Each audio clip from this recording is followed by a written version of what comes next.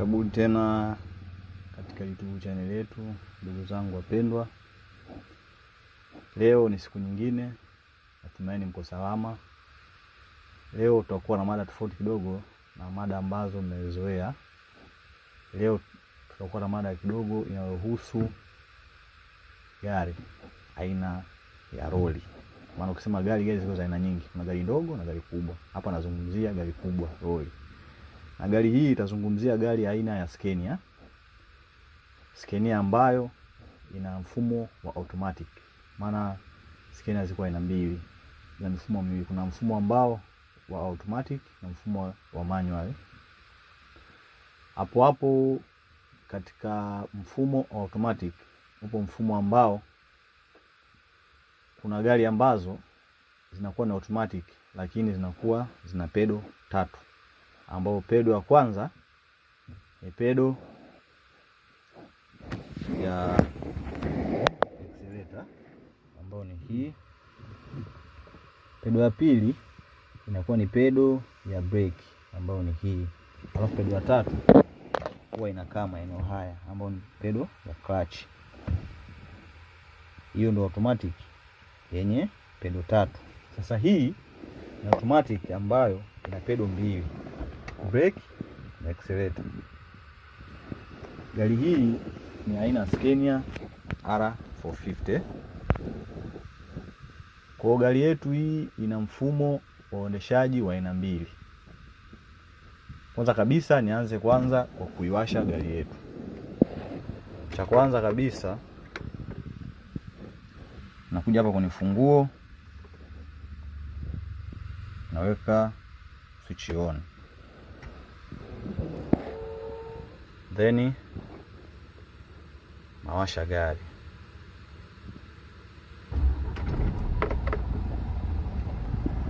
Sasa kwa kuwa gari yangu hii ilikuwa na upepo wa kutosha, kwa sababu gari hizi aina ya lori huwezi kuwasha gari na hapo kuondoka, nategemea na gari yako inatunza upepo kiasi gani. Lakini mara nyingi unaweza kukiwasha, inabidi usubirie kwanza gari ije upepo then ndio uondoke. Sasa hii gari ilikuwa na upepo, ndio maana unaona nimewasha, haijatoa alarm ya upepo. Kwa hiyo kabla kuondoka, cha kwanza kabisa na seti kwanza hii wheel steering, kwa sababu kama unavyoona hapa nimeinyanyua. Kwa hiyo ili niweke sawa, kuna button moja ambao unabonyeza, ambayo iko hapa pembeni mkono wangu wa kushoto. Nabonyeza hii button kwa juu, then nashusha wheel steering hivi. Wheel steering imekaa sawa. Baada ya kushusha hapo ni kubonyeza button hii. Kuna sehemu mbili, unaona, na hapa ambapo ni lock, ni kutoa lock, na hapa ukiweka lock. Kwa ukishashusha tu ukishashusha hii wheel steering unabonyeza hapa chini, hapo ndio imetia lock. Baada hapo naweka gia, nataka nitoke,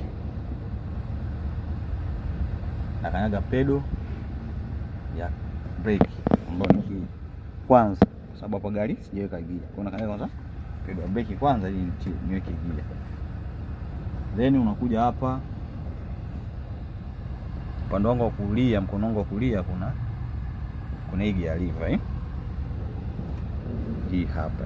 Hii ni gear lever yetu, ambapo ni gari ya manyu yenyewe huwa inakaa hapa,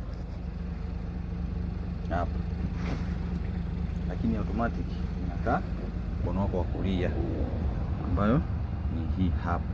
Samahani kama itakuwa imeoni vizuri, ambayo ni hii hapa. Hii gear lever ina herufi mbili kama mtaziona vizuri hapa. Hapa kuna A afu kuna M. A ni automatic gear, M ni manual gear. Kwa hapa nategemea naendesha kwanza automatic gear, ambayo automatic gear ukipress hapa, baada kwa umeingiza gear hapa, unataka kuingiza gear, unachukua hii button hapa kwenye gear lever. Kuna kama switch fulani ambayo kifupi tuseme tuite button. Una press ndani, unaipeleka mbele, ambapo kuna dashboard itakuja A2. A2 ni automatic gear, ambapo unaingia gear namba 2. Kwa kama unataka kuanza gear namba 1, hii gear lever hii unaipush chini, unasukuma chini kidogo tu, kwa itakuja gear namba 1. Kuna A1 maana hapo ni automatic gear namba 1.